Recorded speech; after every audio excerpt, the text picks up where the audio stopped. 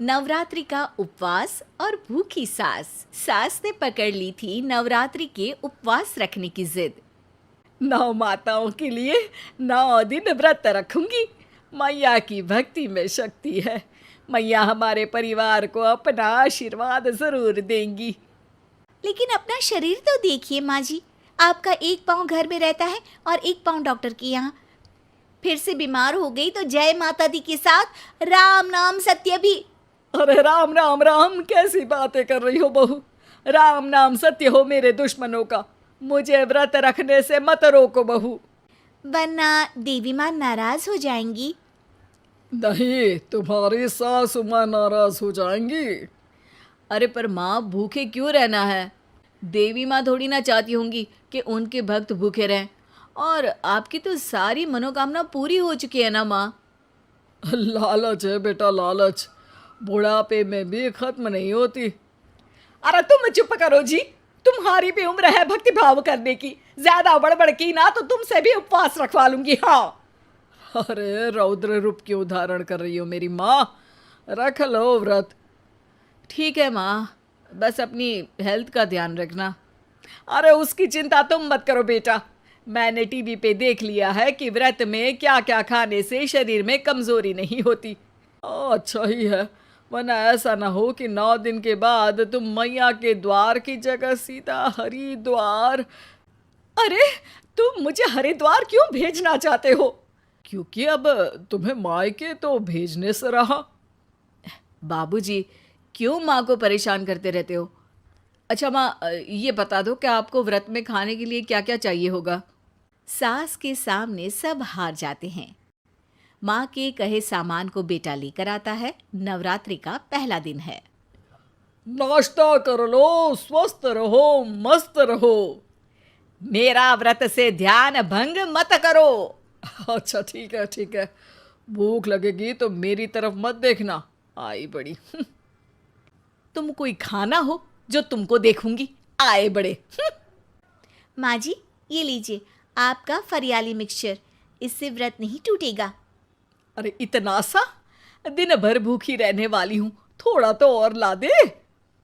पर ये सब तो सपोर्ट के लिए होता है ना माँ जी, पेट भर के थोड़ी ना खाना होता है। करवा चौथ का व्रत नहीं रख रही हूँ जो कुछ ना खाऊं पीऊं। हाँ यार, ये तो मैंने सोचा ही नहीं। तुम इतने सारे व्रत रखती हो तो मेरे लिए करवा चौथ का व्रत क्यों नहीं रखती? अरे जुबान पे तुम्हारा नाम न रखूं, व्रत क्या खाक रखूंगी तुम्हारे लिए। माँ के कहने पर बहू और भी फरियाली ले आती है, जिसे खाकर माँ डकार मारती है। इतनी जोर से डकारोगी तो दुर्गा मैया भी डर जाएंगी। तुमने तो उनके शेर से भी तेज आवाज निकाल दी। अरे शेर के जैसा पंजाबी मारती हूं मैं, देखना चाहोगे?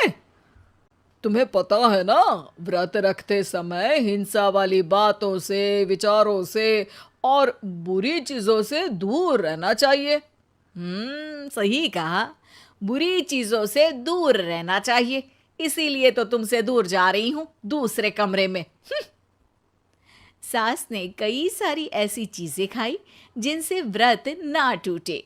बहू, सब्र का फल मीठा होता है। इसका मतलब ये थोड़ी है कि तू मुझे शाम तक फल नहीं खाने देगी। माँ जी, 1 घंटे पहले ही तो आपने इतना सारा। अरे एक खाता ही बना ले, उसमें लिखा करे कि मैंने कितना खाया, कितना पानी पिया। अरे नहीं नहीं माँ जी, मैं अभी फल लेकर आती हूँ। जोर से बोलो। नहीं माँ जी, मैं फल लेकर आती हूँ। अरे ये नहीं, जोर से बोलो, जय माता दी। सासू माँ एक साथ बहुत सारे फल खा लेती है।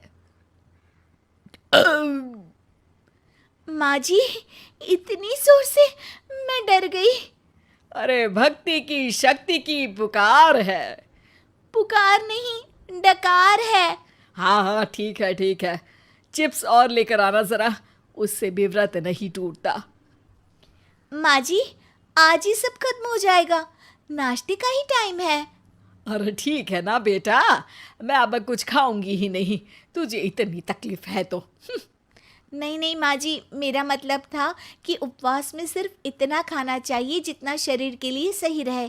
स्वाद के लिए खाने से तो अच्छा है कि उपवास ही मत रखो।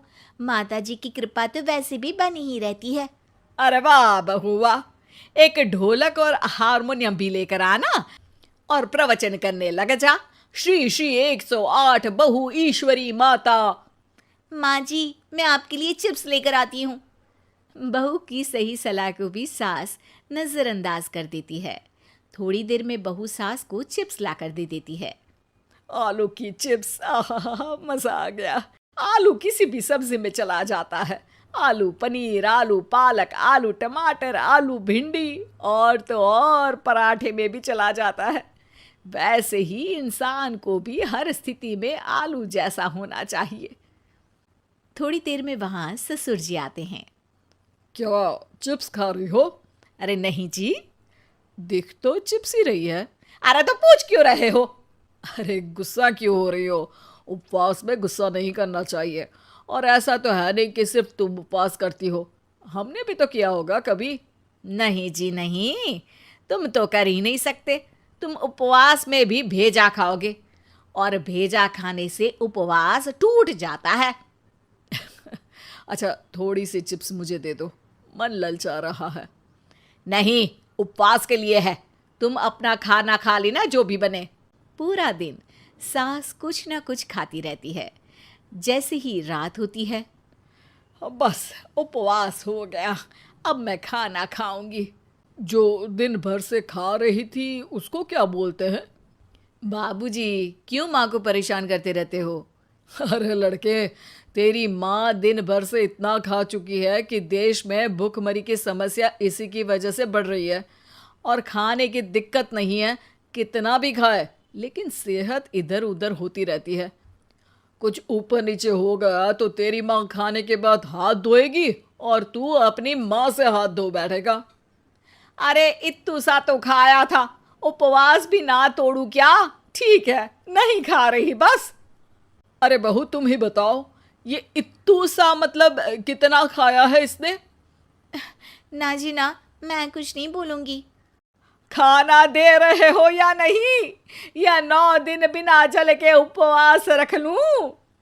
देने के लिए धमकी अच्छी है, सुनने में भी डरावनी लग रही है, पर जैसे तुम्हारी जुबान में स्वाद का खून लगा है ना, तुम भूखी नहीं रह पाओगी। मैं कसम खाती हूँ जी। अरे देखो, कसम भी खाओगी तुम। अरे कुछ और दे दो इसको खाने को। ये ले, दाल चावल खा ले बस। डॉक्टर भी कहते थे कि माँ को आए दिन पेट से जुड़ी समस्या रहती है।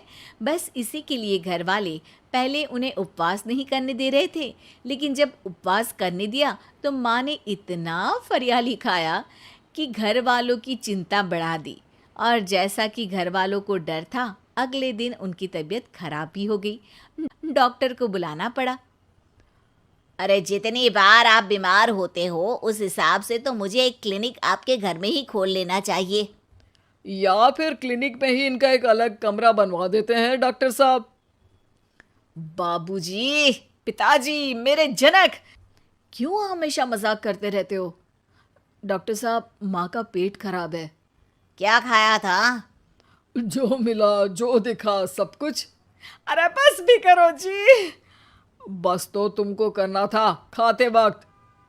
देखिए, खाना अच्छी बात है और उपवास भी आदमी को रखते रहना चाहिए, लेकिन तब जब शरीर लायक हो। पहले दिन ही बीमार हो गई तो 8 दिन कैसे होगा? आप व्रत मत रखो और खाने पीने पे ध्यान दो। मैं गोलियां दे रहा हूँ। आप भी कुछ खाने को ही दे रहे हो? हाँ, इससे जल्दी ठीक हो जाएंगी, समझ गई हैं आप? अब तो ठीक ही होना है ना मुझे। जोर से बोलो। जय माता दी। जय माता दी। जय माता दी।